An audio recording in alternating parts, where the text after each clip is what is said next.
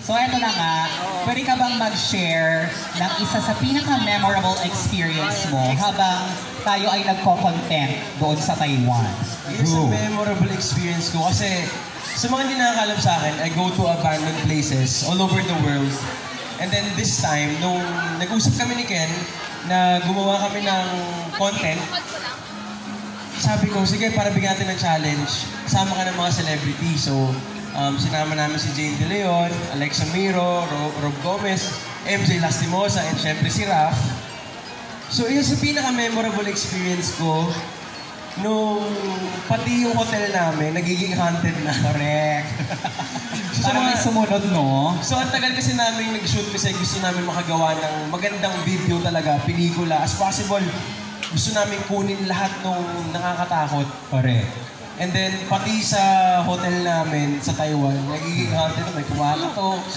Kasi nag-aaway-aaway lang. Sino ba kasi yun? Sino may nagtitrip? Parang may nagtitrip lang eh. Oo, so... Yun. O, ito pa, Zark.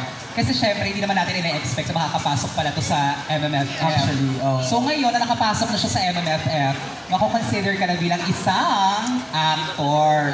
So bilang isang actor na magde-debut ngayong MMFF, ano yung nararamdaman mo? Or anong pakiramdam? Anong feeling? Are you excited?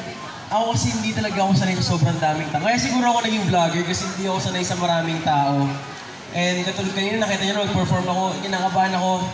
And sanay lang ako na makipag-usap sa harap ng camera. Pero this time, nabigyan ako ng opportunity ni Lord. Nakakaba pero exciting kasi what's next? Kasi ako very proud ako sa Strange Frequencies na maganda yung nagawa namin ni Enrique. Correct. Na maganda yung nagawa natin lahat. Kasi guys, kung hindi nyo alam, di ba usually pag mga movie, may director, may cameraman.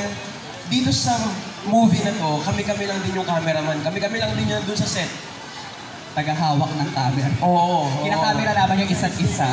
Pati si Raph natuto, hindi siya marunong nung una. Correct. Uy, grabe, wag mo namang sabihin. Sorry. Ayan.